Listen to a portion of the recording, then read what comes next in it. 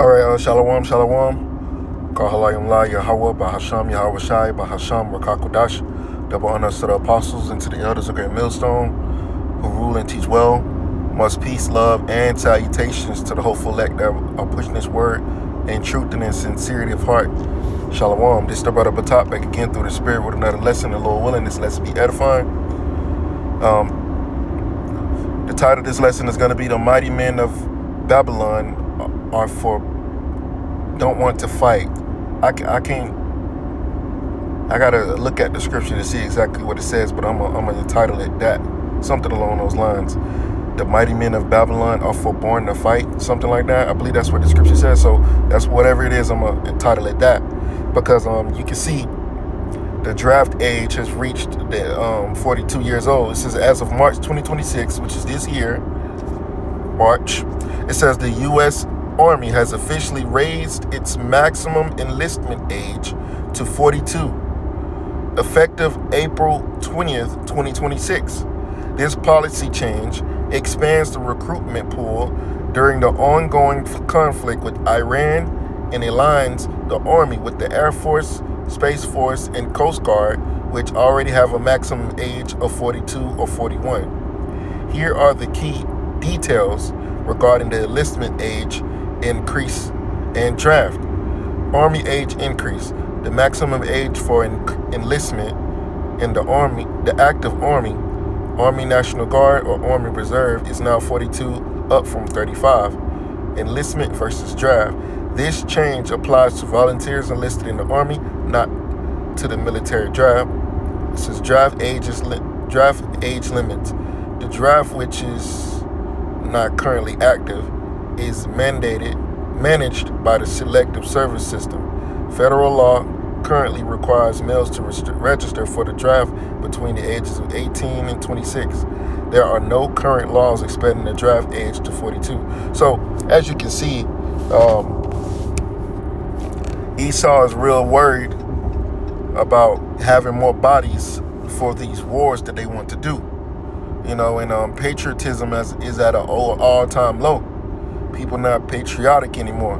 People not believing in the Babylon anymore. And really they don't really want to go. They don't want to go fight.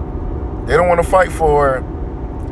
They don't want to go over there and die for the tiny tops, man. So the scripture says the mighty men of Babylon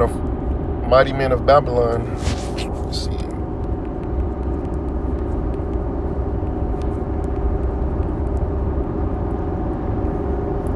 Here it is.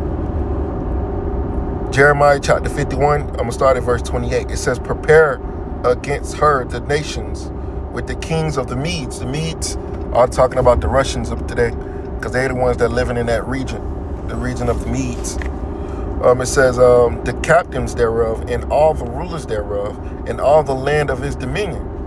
And all the land shall tremble, and sorrow for every purpose of Yahweh shall be performed against Babylon, to make the land of Babylon a desolation without inhabitant. See? So this next war, which is going to be World War III, is going to be fought, and a lot of people are going to die as a result of it, because it's not going to be fought traditionally. How the old wars was ultimately fought. World War I, World War II. World War III is going to be totally different. It's going to be fought. It's going to be a little bit more advanced type of war. And you see that going on right now in America.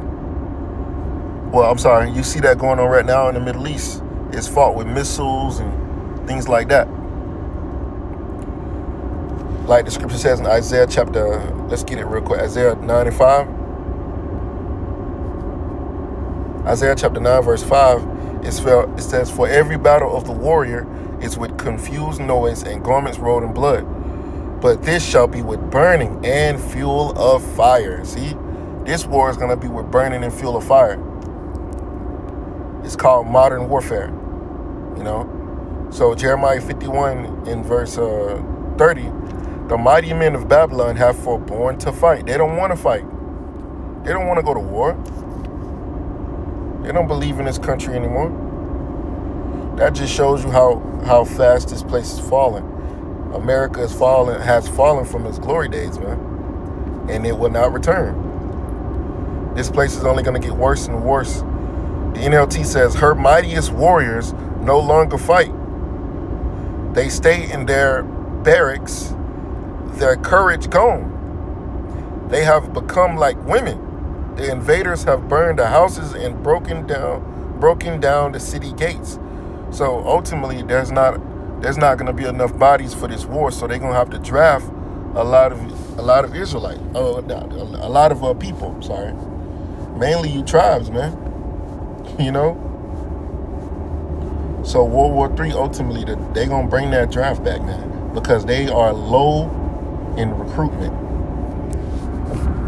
See. And that's been going on for a while.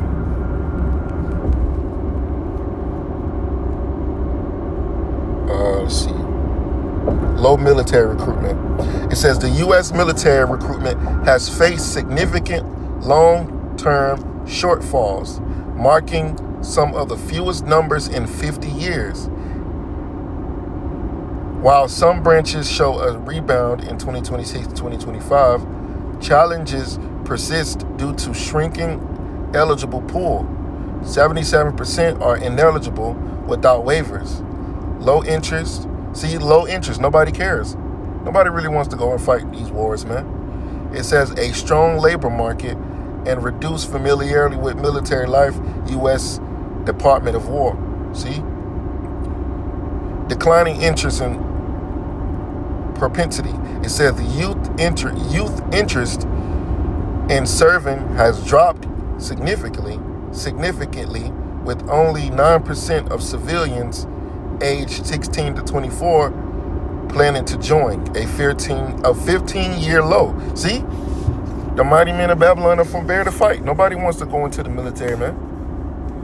Nobody wants to do that. So it's having an effect upon America, and that's to the point where when this war kicks off, they're going to need more bodies to be sent over there to the Western Asia to get into that meat grinder, man. They're going to be sent off to that meat grinder. Sent over there just like in Nam, sent over there to die, to fight their wars.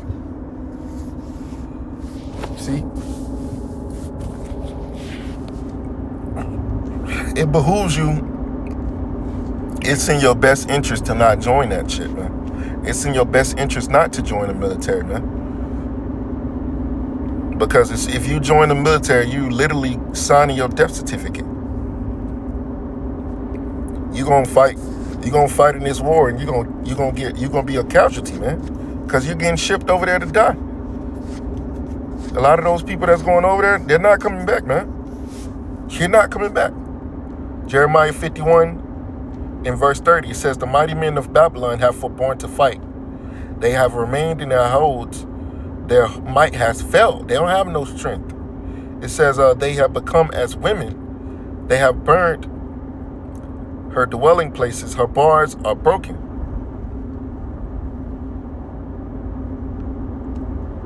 So the mighty men of Babylon they don't want to fight, man. And it's a prophecy that a lot of people are gonna get sent over there to Western Asia to fight in these wars, and they're not going to return. If you read the book of 2nd Esdras, it tells you clearly. Let's go to it. Let me get it real quick. Just bear with me.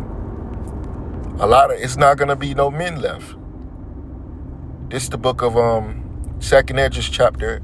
Actually, you know what? Let me see something. I think I got New Testament. Yeah. 2nd Esdras chapter 10. Let me see, 16. G&T starting at verse 33. All right, this is 2nd Esdras chapter 16, verses starting at verse 33. It says, young women will be mourning because, this is in the G&T version, by the way, if I haven't said it already, mourning because there is no one to marry them. Wives will be mourning because they have lost their husbands. Daughters will be in mourning because there is no one to help them.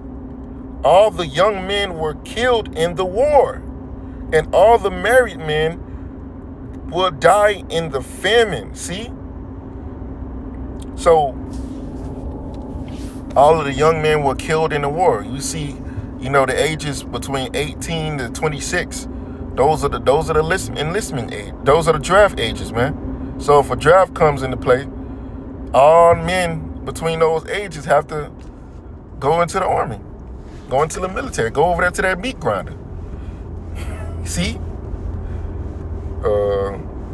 So we are definitely living in that time, man, that America has a low interest in military.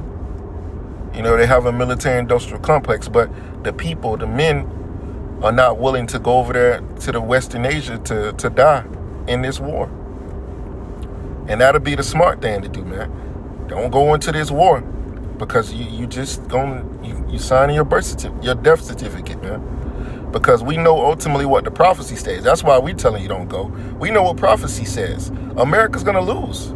You're fighting a losing war. If you go over there, you go to the army, and you want to fight. Oh, I want to fight for this country. You're gonna die. Because that's exactly what the Most High has proclaimed for Babylon, to be destroyed. The mighty men of Babylon are going to be destroyed. Your most excellent warriors, mighty men. See, I know there's some more scriptures on the mighty men of Babylon. I just gotta find it. I think there's one in Isaiah, if I'm not mistaken.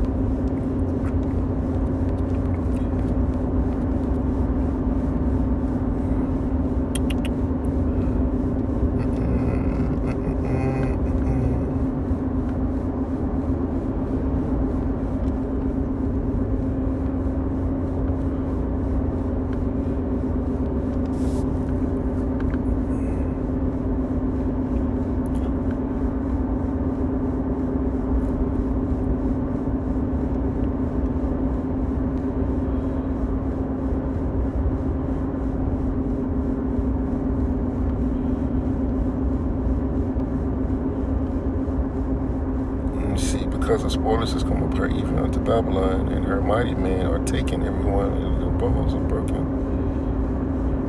Jeremiah 51 and 56, it says, because the spoiler is come upon her, even upon Babylon, and her mighty men are taken. Every one of their bows is broken, for Yahweh power of the recompenses shall surely requite. And I will make drunk her princes and her wise men, her captains, and her rulers and her mighty men, and they shall sleep a perpetual sleep and not awake, said the King, whose name is Yahweh of hosts. So that don't sound well, man. The Most High is telling you the judgment that he's going to bring down upon Babylon, the mighty men of war. You see, the Lord is going to put a lot of people to death, man.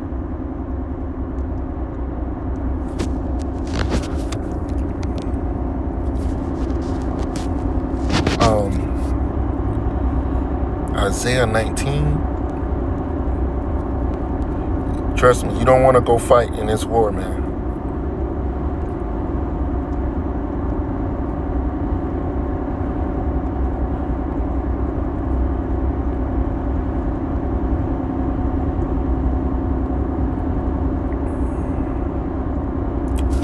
Let's see, rumors of wars.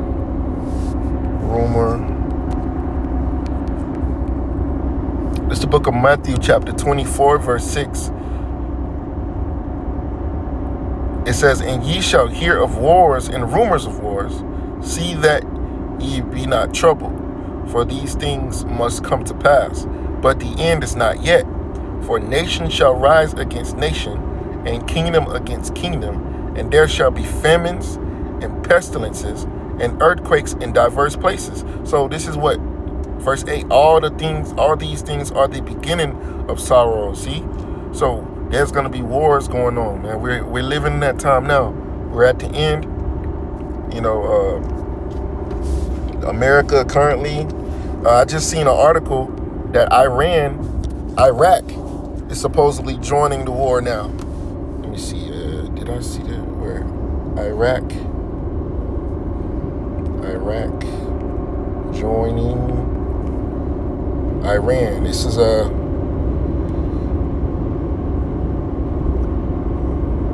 just seen an article. Brother had shared it on YouTube.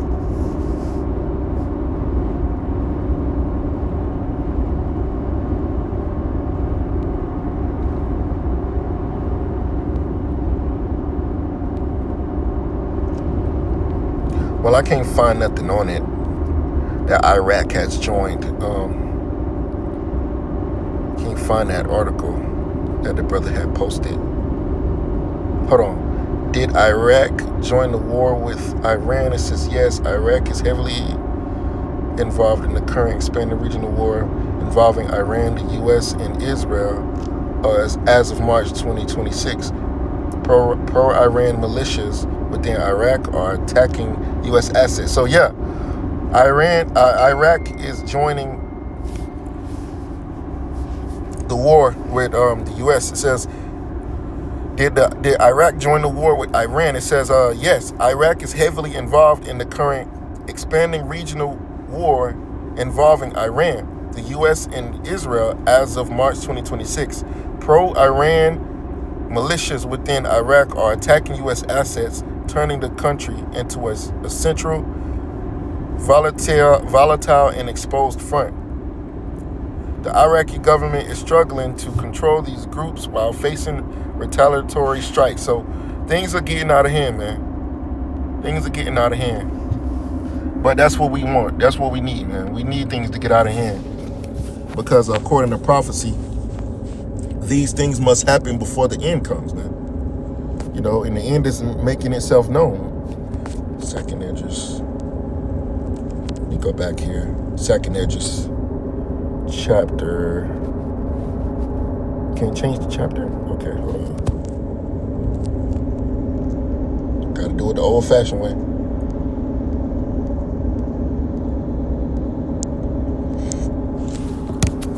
Second Esdras chapter 9, verse 1, it says, he answered, consider all these things very carefully. When you see that some of the signs I have told you about have appeared, you will know that the time has come.